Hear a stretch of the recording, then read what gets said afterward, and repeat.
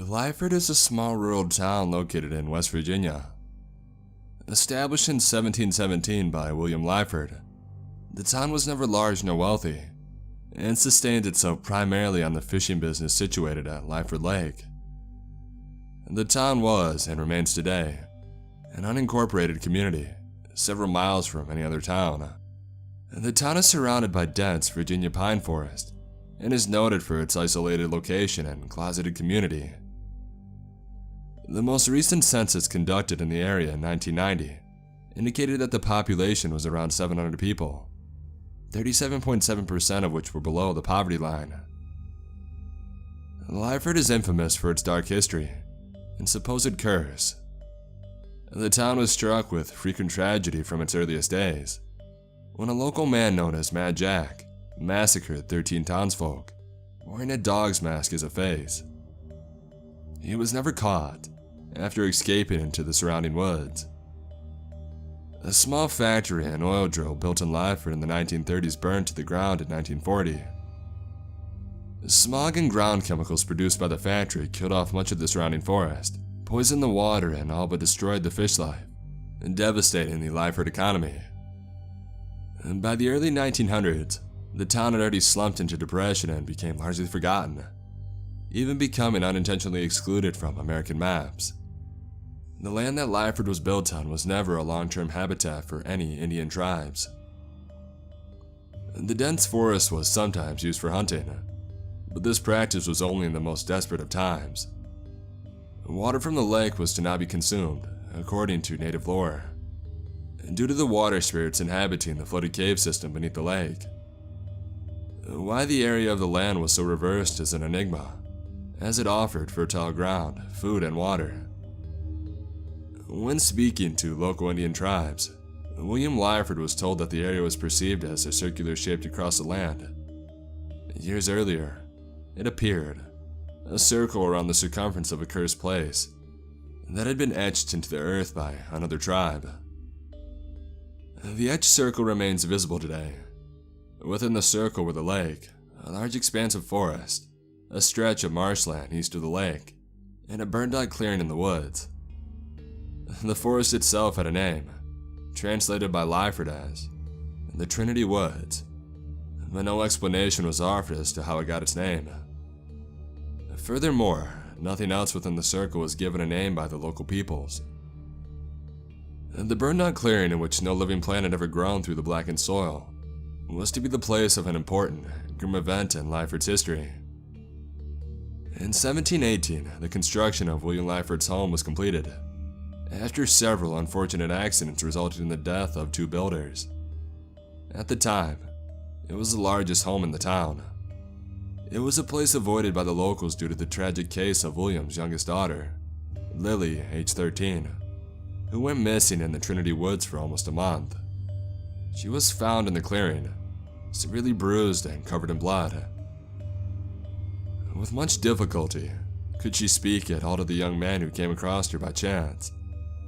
When first discovered, it is known that she mentioned a circle of light before becoming unconscious. The clearing had been searched many times before Lily was discovered there, and her enigmatic words would cause tension in the small community. When at home, she took the upstairs room of her house as her own. It would be in this room that she spent the rest of her days, having contracted a totally unknown illness which caused bleeding skin lesions to come and go, hair loss, and mental deterioration. The only people to ever see Lily again during her time in the room were her father and her older sister, Lydia, age 16, as well as many other doctors from all over the US, called in privately and discreetly. None were able to help, and inhuman screams from the Lyeford house were heard regularly for many years by the townsfolk. Many believed that Lily was possessed, and speaking of her in public, especially near William Lyeford, was taboo. William himself never mentioned his other daughter, as the townsfolk called her again. Lily had died in 1740, days before her father, but Lydia, who inherited the house, claimed to continue seeing and hearing her sister frequently in the house.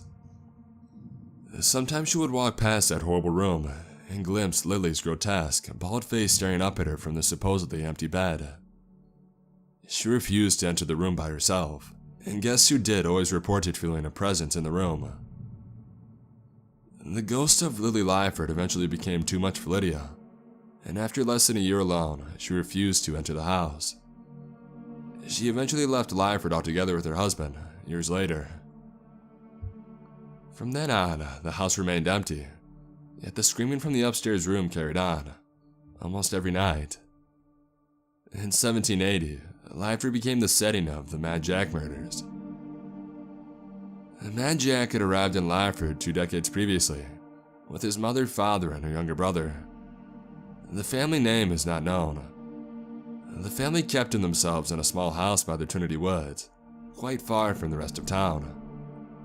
Jack was seen very rarely, but quickly gained a reputation amongst the town's youth as being unpleasant and unhinged, throwing a dead cat at a boy who picked on him. The cat incident had him removed from the schooling system, and he became a total recluse. Although not an unattractive boy, particularly amongst the Lyeford townsfolk, who were notoriously inbred, Jack was often taunted for being ugly. John Garrow, one of the few children who were friendly to Jack, would later say that Jack had, on many occasions, made the express wish to remove his ugly face and replace it with something pretty. Jack also appeared to have what was quite possibly unrecognized schizophrenia, often found talking to himself or in hysterics over faces in the lake surface. His father is by no means a cruel man, but we must keep in mind that the values of the times are very different to those we look up to now. And when Jack's father beat him for his Cloud Cuckoo Land fantasies, it was out of parental love. Jack clearly did not see it as such and became hateful towards his father. The woman of the family was, by all accounts, a wretched mother who adored her second child but was openly neglectful to Jack. His brother observed and replicated these feelings towards Jack. He was a year younger, but was always the more mature of the two. Some nights it was claimed that Jack was seen entering the now abandoned Lyeford home. At least once it is known that his father forced him out of the house, having had enough of his son's paranoia. On these nights, the unexplained unmentioned screams of Lyeford Hall were never heard. His strange behavior only worsened. Some recalled seeing Jack drowning rats in the lake. On April 5th, 1780, Jack brought a dog from the woods back to Lyeford Hall. That night, there were no screams. Jack had all but lived in the hall at this point, having been rejected by his family and even his few friends. John Garrow claimed to have abandoned Jack years earlier, after an incident in which Jack cracked his own forehead with a hammer in an attempt to change his facial features. Garrow's ending of the friendship may have been the factor that finally drove Jack to violence. On the overcast, cool morning of April 6, 1780, Mad Jack emerged screaming from Lyeford Hall, a dog's face messily stitched onto his own like a grotesque mask. He first killed an elderly couple in their bed, 3 houses down from the Lyeford home, and what would later become Styland Street. Jack had used a hammer to commit the murder. The next victim was a young mother, asleep with her 4-month-old daughter. Jack did not harm the child in any way, being careful to aim his blows far from the child and to kill the woman swiftly, as to not wake the baby. He did, however, place a small dot of blood upon both of her eyelids. Jack proceeded to strangle a woman on the path who screamed upon seeing him. The event was witnessed by several residents who watched through their windows.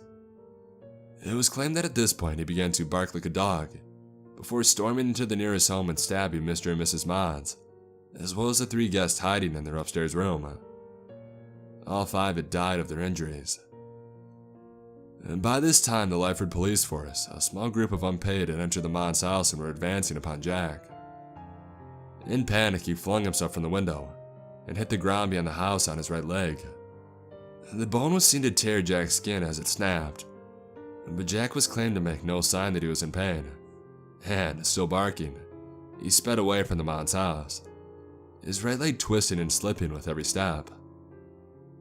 Garrow alerted the police that Jack would most likely return to his family home, but by the time they had arrived, he had been there and he had gone, leaving behind 3 corpses and a set of bloody footprints, which trailed off into the Trinity Woods. Jack's climactic killing of the family who had taught him to hate was his most brutal act. His brother was missing his tongue. It appeared to have been ripped out by canine teeth. His toes, too, had been removed, before he was ultimately killed by asphyxiation. Jack's mother woke up hearing the racket in her son's room, and had no time to so much as scream before Jack was upon her, tearing her flesh and ripping off her cheeks. Jack's father suffered the most extensive mutilation, however, much of which is thought to have occurred before death, with Jack keeping his father alive in order to savor his pain. The eyes, lips, and scalp were removed. The left arm was severed and both legs were broken. Most of the internal organs had been crudely gouged out. Shards of glass were found inside the body. Once his father had died from his injuries, Jack then cut the body in half with his father's own saw. The atrocious nature of this crime should have been big news. However, the townsfolk did all in their power to keep it unheard of in the outside world.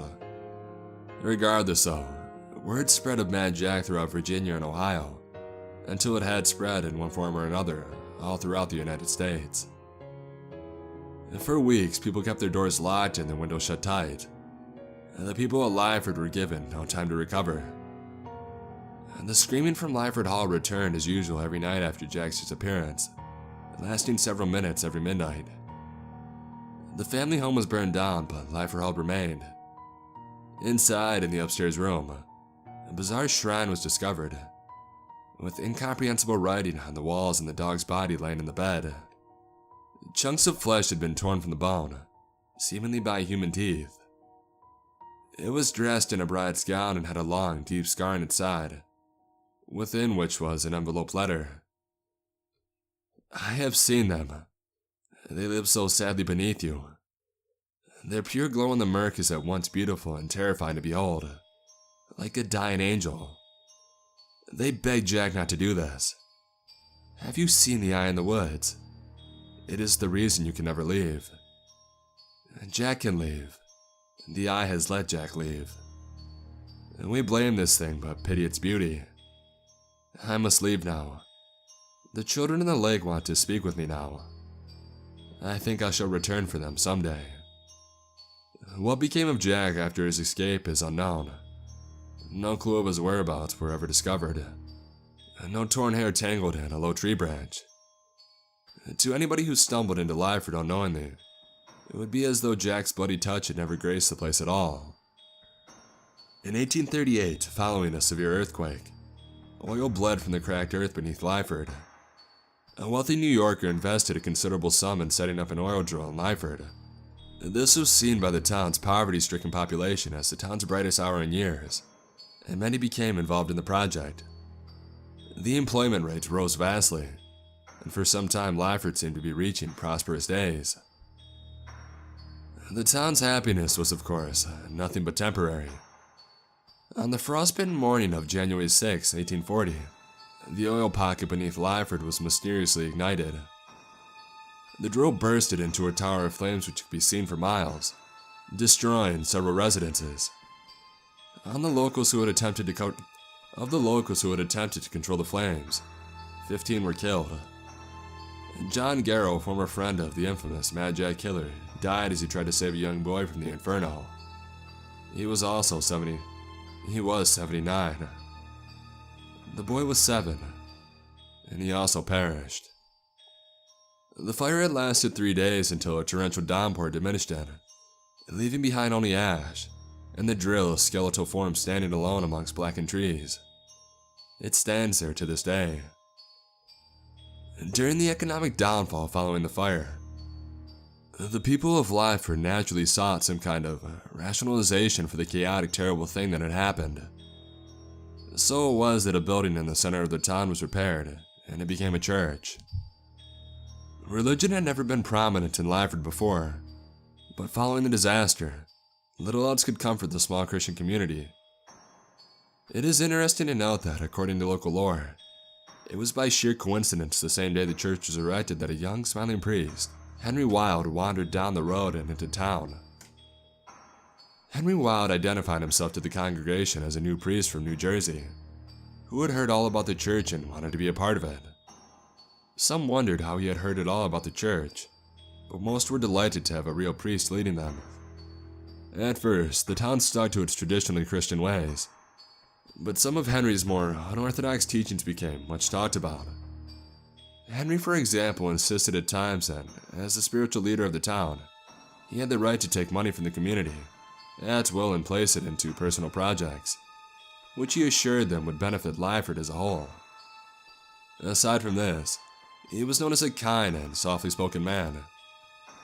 He slowly but surely made the town stick closer together, and he converted most, if not all, the residents to a new religion. Revealed to him, he claimed, by a glowing orb in the burnt clearing of the Trinity Woods. The cult became increasingly dependent on him, and he certainly abused his power over the townsfolk. For no reason, he would sometimes make whole families fast for days on end, usually with the feeble excuse of sin. Sometimes family members would die of starvation. Their loyalty was so fierce. In one of Henry's most unusual acts, he declared that virginal daughters of the town belonged by right to him, and would occasionally take a young girl to church with him at night, after which she would never be the same. By 1850, Wilde was rarely seen, living alone in the church, which was not allowed to be entered ever. The town was absolutely under his control. Crops were grown in the name of Henry. Prayers were said in the name of Henry. The dead were given as gifts for Henry, placed upon the altar outside of the church. They would be gone by the morning.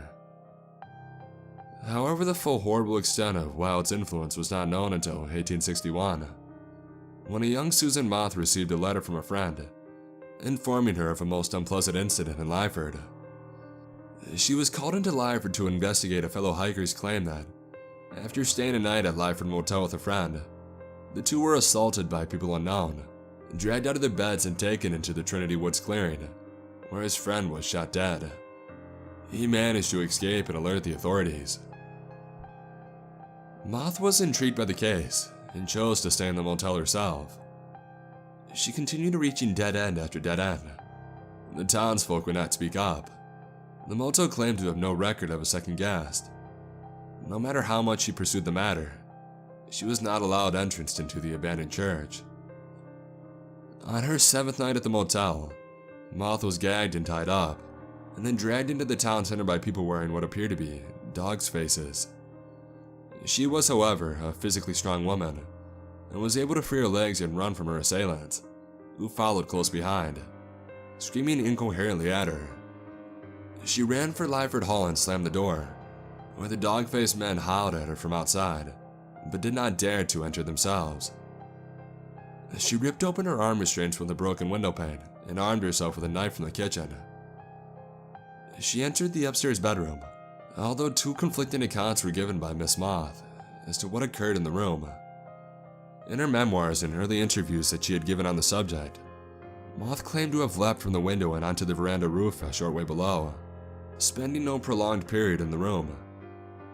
But however, in a later interview, in her old age, Moth gave quite a different account. She claimed this time to have stayed in the room for almost half an hour, during the time when the dog-faced men refused to enter the hall. Moth, however, heard noises from within the room.